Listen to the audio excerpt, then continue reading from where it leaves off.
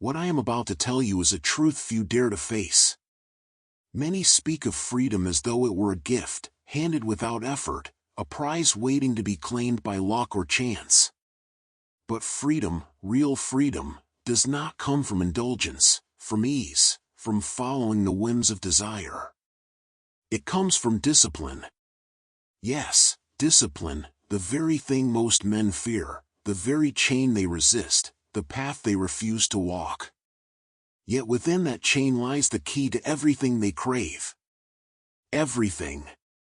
In a land carved by mountains that pierced the sky and rivers that ran like silver threads through the valleys, there lived a young man named Kael. His village knew him as clever, quick-witted, restless, a mind always seeking, a heart always wandering. He longed for greatness, for mastery, for a life unbound by the smallness of ordinary men. But Kael's longing was untamed. Each day he awoke with fire, and each day that fire waned under distraction. He wanted strength, yet he avoided the work it demanded. He dreamed of flight, yet refused to endure the fall necessary to learn the air. And so, as seasons passed, he found himself running in circles, always chasing, never arriving. The world whispered to him, gently at first, then with harsher tones, "You cannot have greatness without sacrifice." And Kael, like so many, recoiled. "Why should I suffer?" he thought. "Why must I limit myself?" One evening, as the sun bled red behind the jagged mountains, Kael wandered to the peak alone. The winds were cruel, and the air thin. There, at the edge of the cliff, he met an old master, a man whose eyes held storms and stars alike. "You seek freedom," the master said, voice low and deliberate. "Yet you do not yet understand it. You think freedom is the absence of restraint, but it is the mastery of self. You fear discipline because you believe it is a cage. But here is the truth no one wants to hear: the cage sets you free." Kael frowned, disbelief twisting his features. "How can chains give flight?" he asked. The master gestured to a massive stone, rough and unyielding. "Lift this stone every day, the same hour, the same way. Fail, and you will lift it twice tomorrow. Persist, and in time, the stone will no longer weigh upon you. And in lifting it, you will lift yourself." Kael left that night angered, doubtful, but stirred in a way he could not name. The first days were agony. Each morning, his muscles screamed, his mind cried for rebellion. Every fiber of him wanted to stop. Every instinct demanded ease, indulgence, rest. And yet, he returned. He lifted the stone, over and over, until the dawn seemed longer than night itself. At first, he gained nothing visible. The stone remained heavy, the path steep, the reward unseen. And yet, something subtle began to shift. Pain no longer surprised him.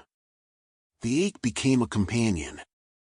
The repetition carved into him a rhythm, a pattern, a silent order. Months passed. His body grew stronger, yes. But more importantly, his mind became resilient. The fleeting desires that once ruled him, the impulses to quit, to take shortcuts, to surrender, began to lose their power. He learned patience, he learned focus, he learned that mastery was not a moment, but a lifetime stitched together by daily devotion. One winter evening, Kael watched a river freeze. He thought of the villagers who shivered and waited for the sun to free them. And he realized, the river did not wait. It endured. It adapted. It persisted. That was discipline. That was power. Another time, a storm shattered the mountainside. Kael's path was blocked by fallen trees and mudslides. Where others despaired, he methodically cleared the way, one branch at a time. Each small act, repeated, became momentum. Each day, Discipline compounded into mastery. And slowly, the world began to bend not against him, but with him. Years passed. Kael, once restless, was now unwavering. The stone he had lifted 1,000 times had become light in his hands. But it was not the stone that had changed, it was him. His body, mind, and spirit were one in purpose. His freedom was no longer a distant dream, but a living reality. And in the quiet of a mountain dawn, he finally understood the paradox. Discipline is not the enemy of freedom. Discipline is freedom itself. Every chain he embraced, every routine he honored, every moment he chose effort over ease, each became a key unlocking a door he never thought he could open. The master's words returned, clear as the wind on the peak, a blade that burns too fast cannot cut through time. Only the steady flame endures. And now, listen closely.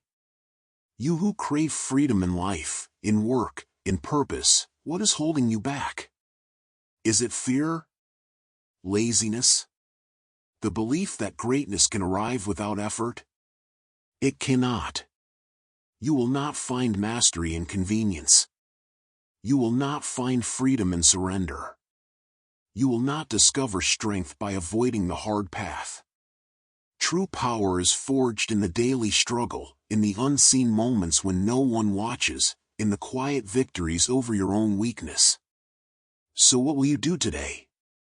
Will you rise when your body pleads for rest?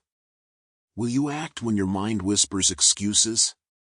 Will you embrace the discipline no one wants, knowing it alone will set you free? Remember Kael, lifting the stone, day after day, year after year. Remember the river, the storm, the mountain. And remember this, freedom is not given. It is earned. Through discipline. Through courage. Through relentless action. Discipline is freedom. And now, the truth is yours to claim.